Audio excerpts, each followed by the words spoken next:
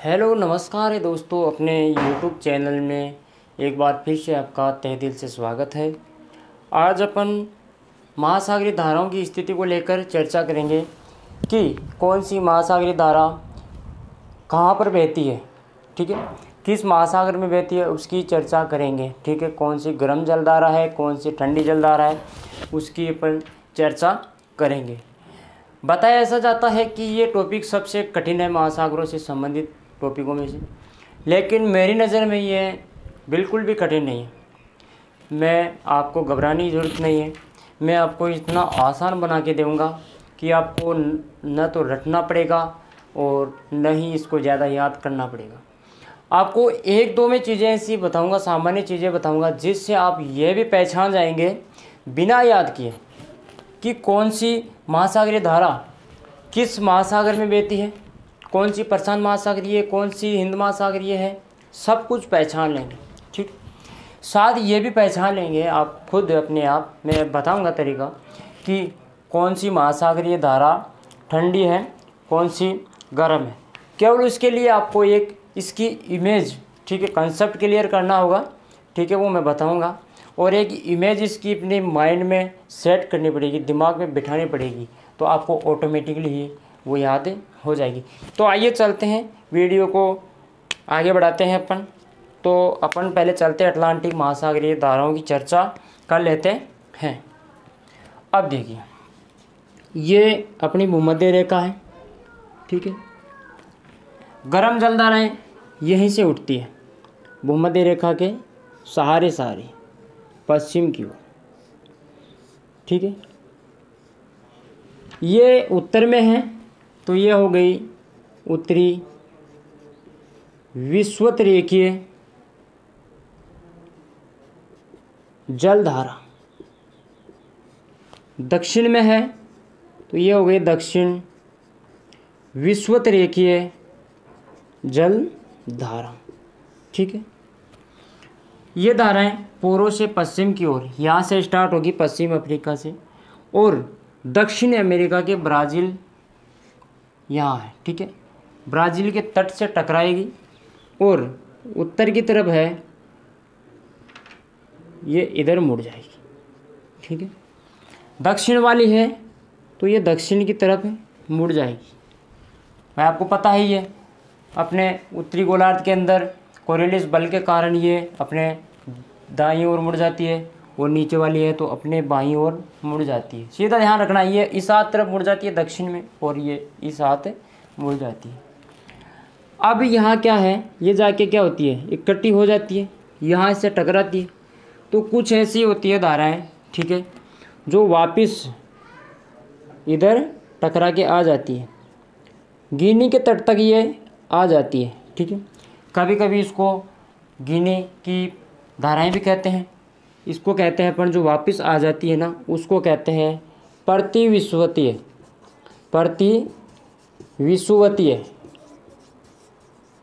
धाराओं के नाम से जाना जाता है, जो वापस आती है, ठीक है, विपरीत दिशा में, ठीक है।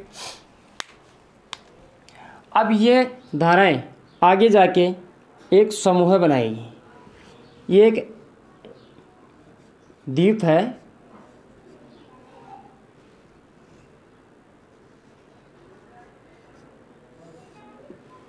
एंटीलीज। ये एक द्वीप है जिसका नाम है एंटीलीज। इस एंटीलीज से टकराएगी और इसकी एक धारा तो इधर मुड़ जाएगी और एक धारा इस तरफ निकल जाएगी। ये जो धारा निकली है ये कैरिबियाई द्वीप से टकराएगी, ठीक है। इसकी एक शाखा तो कैरिबियाई द्वीप के अंदर चली जाती है, जिसको कहते हैं कैरिबियाई जलधारा। कैरिबियाई द्वीप से टकराकर इसकी शाखा एक मुड़ जाती है इधर मैक्सिको की खाड़ी की तरफ। तो मैक्सिको खाड़ी में इसको कहते हैं मैक्सिको की धारा। ब्लैक पेन से मैं लिखूँगा वो गर्म जल धाराएँ होगी, रेड पेन से लिखूँगा, ठीक है, वो ठंडी जल धाराएँ होगी। ठीक है, आप समझ लेना। अब इसके जो इस तरफ जो पूर्वी तट के तरफ मुड़ गई, इधर उत्तर की दिशा में है एंटीलीज। ठीक है, द्वीप से, तो ये इधर वाली शाखा कहलाती है एंटीलीज। एंटीलीज जलधारा। ठीक है, अब जो इसकी शाखा थी कैरिबियाई द्वीप से, ये आगे जाके क्या हो जाएगी, यहाँ एक देश है, प्रांत है अमेरिका का, उत्तरी अमेरिका, जिसका नाम है फ्लोरिडा। फ्लोरिडा उसी के नाम से यह पहचानी जाती है। एक चीज़ ध्यान रखना, ये इन धाराओं का ना जो नाम है ना, वो वहाँ के स्थानीय जो देश है या क्षेत्र है, ठीक है, या द्वीप है, उन्हीं के नाम पर इनका नाम पड़ा है। जैसे जयपुर से कोई महासागरीय धारा चली अजमेर की तरफ, ठीक है, तो अजमेर की धारा कहने लगी। अब अजमेर से पाली की तरफ मुड़ गई, ठीक है, तो उसको पाली की धारा का नाम दे दिया। एक जोधपुर की तरफ मुड़ गई तो उसको जोधपुर की धारा का नाम दे दिया। वैसे ही वहाँ के स्थानीय क्षेत्रों के नाम पर ही क्या है, इनका नाम पड़ा है। ठीक है, आपको ये याद रखना है।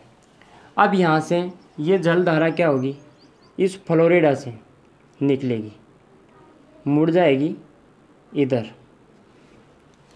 ये फ्लोरिडा की जलधारा है, इसकी खोज की थी एक व्यक्ति था 1513 ईस्वी के अंदर।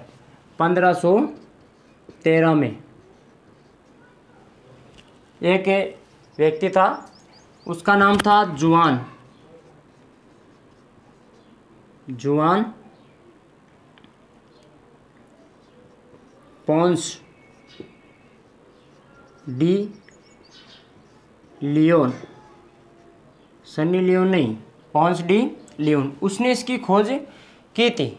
ठीक है, अब ये फ्लोरिडा की धारा थी, ये यहाँ से निकल के आगे यहाँ से निकलेगी और यहाँ आपको पता है पछुआ पवनें चलती है, जिसकी वजह से इसकी गति क्या हो जाती है, बहुत तेज हो जाती है, और ये आगे पश्चिमी यूरोप के तट तक आगे बहती चली जाती है। ठीक है, निकल गई आगे, इसकी 3 शाखाएं बढ़ जाती है आगे जाके। अब एक शाखा तो निकल गई इधर नॉर्वे की तरफ, ठीक है, और एक शाखा निकल गई इधर आइसलैंड की तरफ, और एक शाखा निकल गई इधर। ठीक है, ये गर्म जलधाराएं हैं। ठीक है,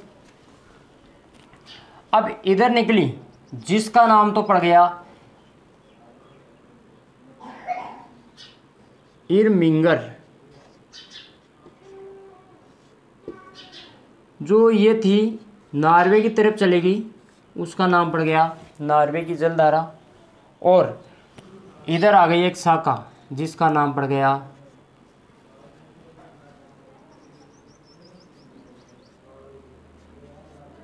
रेनेल जलधारा।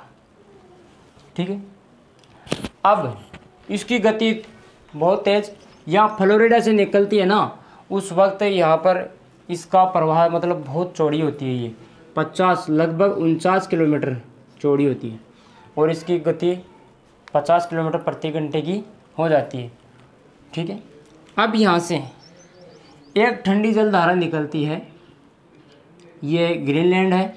एक तो इधर से पूर्वी ग्रीनलैंड की तरफ से एक निकलेगी इधर से, और ये आके यहाँ 45 डिग्री के आसपास, अक्षांश के आसपास आकर ये एक जगह मिल जाएगी।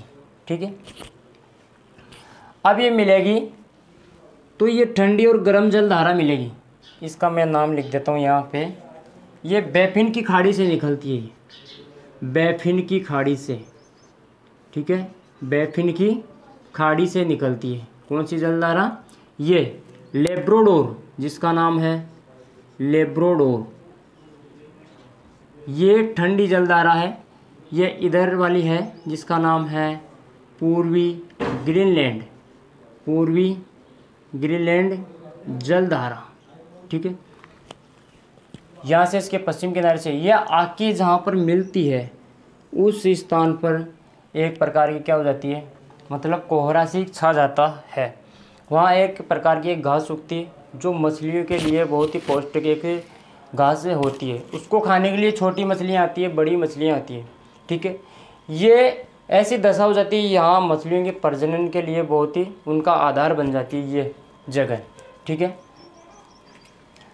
अब यहाँ पर मछुआरों के लिए मछली पकड़ना भी क्या हो जाता है, बहुत ही आसान हो जाता है, ठीक है। यहाँ पर एक बैंक है जिसका नाम है, यहाँ लिख देता हूँ मैं, ग्रांड बैंक है, ठीक है। एक बैंक का नाम है यहाँ पर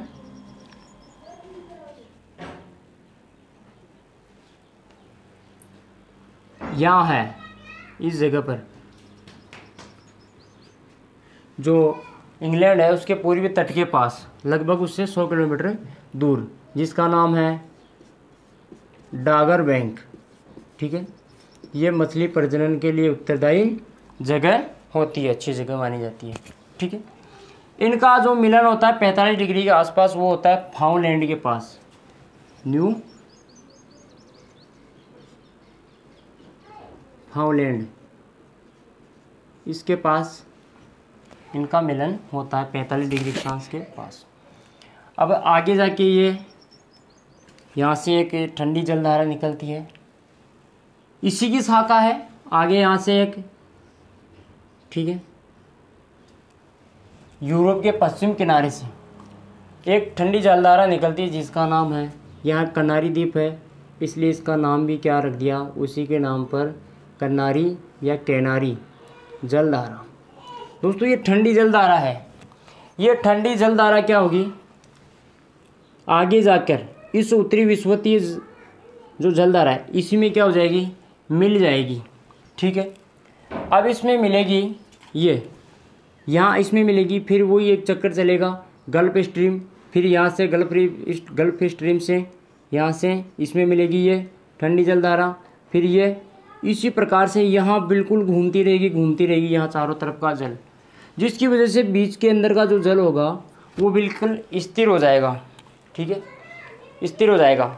और उस क्षेत्र को कहते हैं, ठीक है, सारगोस, इसको कहा जाता है सारगोस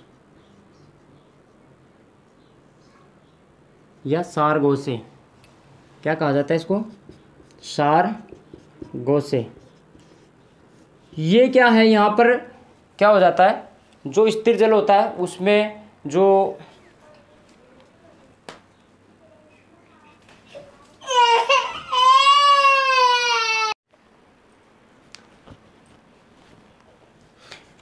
यहाँ होता क्या है एक्चुअली में, इस क्षेत्र में सारगोसे नामक की एक लवणीय घास पनप जाती है, वहाँ कूड़ा करकट इकट्ठा हो जाता है जिसके ऊपर ये सारगोसे नामक एक घास लवणीय हो जाती है, उग जाती है, ठीक है, जो मछलियों के लिए लाभदायक पौष्टिक होती है, ठीक है। यहाँ सर्वाधिक लवणीय है, ठीक है। अब इस क्षेत्र में ये सारगोस स्थित है, यहाँ से पूछ लिया जाएगा कि सारगोस कहाँ स्थित है, या फिर पूछ लिया जाएगा डांगर या ग्रांड बैंक कहाँ पर स्थित है, तो आप बता देंगे अटलांटिक महासागर के अंदर है, ठीक है। अब ये भी पूछ लिया जाएगा बड़े एग्जाम के अंदर कि सारगोस से जो सागर है उसमें उसके चारों तरफ कौन कौन सी धाराएं बहती है, तो 3 धाराएं बहती है, उसका नाम आप लिख देना यहाँ पर, उत्तरी विषुवतीय जलधारा, ठीक है, और यहाँ गल्फ स्ट्रीम जलधारा, और इधर है कन्नारी की जलधारा। ये तीनों जलधाराएं इसके चारों ओर घूमती है। अब चलते हैं इधर दक्षिण की तरफ, ठीक है। दक्षिण के अंदर ये है, इसकी एक शाखा है, ये इधर उत्तरी ब्राज़ील की तरफ मुड़ जाती है, और एक शाखा दक्षिण ब्राज़ील की तरफ क्या होती है, मुड़ जाती है, ठीक है। और इसका नाम दे देते हैं अपन ब्राज़ील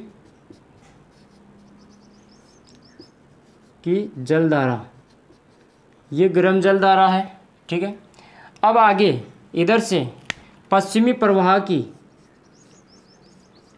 पश्चिमी जो पछुआ पवनें चलेगी, ठीक है, उन पछुआ पवनों की वजह से ये धाराएं क्या होती है, आगे चलती है, संचालित होती है। यहाँ से एक द्वीप है जिसका नाम है केप हॉर्न द्वीप, यहाँ है केप हॉर्न द्वीप, ठीक है। इस द्वीप से ये एक शाखा टकराएगी और ये इधर की तरफ मुड़ जाएगी और यहाँ पर क्या है इसके साथ मिल जाएगी, ठीक है, अर्जेंटीना के पास में, ठीक है। जहाँ पर ये मिलेगी दोनों शाखाएं, ब्राज़ील की शाखा और ये, वहाँ पर समशीतोष्ण का क्षेत्र विकसित हो जाता है। समशीतोष्ण का क्षेत्र विकसित हो जाता है।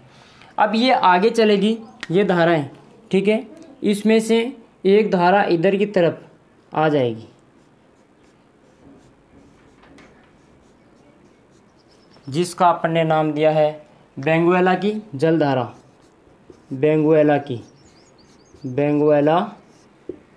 की जलधारा, ठीक है। ये वेनेजुएला की जलधारा क्या होगी, आगे जाकर इस दक्षिण विषुवतीय जल धारा के अंदर मिल जाएगी, ठीक है। इसलिए इसको गर्म जल धारा भी कहा जाता है, क्योंकि आगे ये पहले ठंडी होती है लेकिन आगे जाके क्या होती है, गर्म क्षेत्र, गर्म जल धारा में आगे मिल जाती है और यही फिर आगे ये क्रम चलता रहता है। तो ये हो गई आपकी अटलांटिक महासागर की जल धाराएँ, ठीक है। यहाँ ये जो पश्चिमी प्रवाह धारा बहती है, ठीक है, इसके माध्यम से ये पछुआ पवनों के, ठीक है, पश्चिमी पछुआ भी कहते हैं इसको प्रवाह, ये पछुआ पवनों के कारण अग्रसर आगे बढ़ती है, ठीक है। और जब यहाँ से एक चीज़ और पूछा जाए, जो गल्फ स्ट्रीम वाली है जलधारा, गल्फ स्ट्रीम, ठीक है, ये बहुत तेज़ गति से बहती है, इसकी बहुत गति तेज़ होती है, ठीक है। इसको आगे अग्रसर बढ़ाने के लिए सहायक पवनें होती है, वो कौन सी होती है, यहाँ चलने वाली पछुआ पवनें, ये इनको क्या करती है, आगे अग्रसर करती है, ठीक है।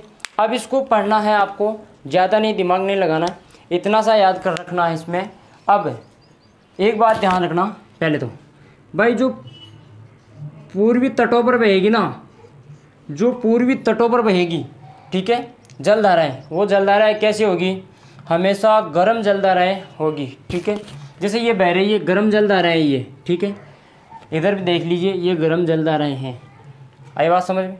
और जितने भी जो ठंडी महासागरीय धाराएँ होगी वो पश्चिम किनारों पर बहेगी, ठीक है, ये पश्चिम किनारों पर बहती है, ठीक है, ये पश्चिम किनारों पर बहती है। ये है कुछ ऐसी परिस्थितियाँ, अवरोध उत्पन्न हो जाते हैं जिससे कुछ इसकी शाखाएँ क्या होती है, पूर्वी किनारों की तरफ बढ़ जाती है। ये गर्म जलधाराएँ, ठीक है, इनके पूर्वी तटों पर कहाँ बहेगी, निम्न अक्षांश वाले क्षेत्र और मध्यम अक्षांश वाले क्षेत्रों में बहती है। लेकिन ये क्या है, थोड़ा सा ध्यान रखना, यहाँ समझने की बात, एक दो चीज़ें अपवाद मिलेंगी, वो कुछ अवरोध की वजह से हो जाता है, बढ़ जाती है। ये उच्च अक्षांशों में, ओनली उत्तरी गोलार्ध में उच्च अक्षांश के क्षेत्रों में जो ये धाराएँ हैं, गर्म जल धाराएँ, ठीक है, वो कहाँ पे मिलेगी, इनके पश्चिमी तटों पर मिलेगी। जैसे ये है ना, ये वाली नॉर्वे, इर्मिंगर, ये पश्चिमी तट पर है, किसके, इस पे, यूरोप के महाद्वीप के, ठीक है। उत्तरी अटलांटिक अफवाह भी कहते हैं, यहाँ इसको उत्तरी अटलांटिक अफवाह नाम दिया जाता है, ठीक है। और रही बात अगले वीडियो में और इसकी चर्चा कर लेंगे। तो आपको ध्यान रखना है, जो पश्चिमी तटों पर बहती है वो ठंडी जलधाराएँ होती है, और पूर्वी तटों पर बहती है वो गर्म जलधाराएँ होती है, ठीक है। तो मुझे जहाँ तक उम्मीद है आपको ये जानकारी बहुत अच्छी लगी होगी। अगर आपको अच्छी लगी तो वीडियो को लाइक कर दें, शेयर कर दें, ताकि कमेंट भी कर दें, ताकि मेरा भी मोटिवेशन बना रहे, ताकि मैं अच्छे से वीडियो डाल सकूं और इस जानकारी को आगे तक शेयर करते रहे। अगर अपने यूट्यूब चैनल पर अगर नए आए हैं तो आप अपने यूट्यूब चैनल को सब्सक्राइब भी कर सकते हैं। मिलते हैं अगले वीडियो में, जब तक जय हिंद, जय भारत।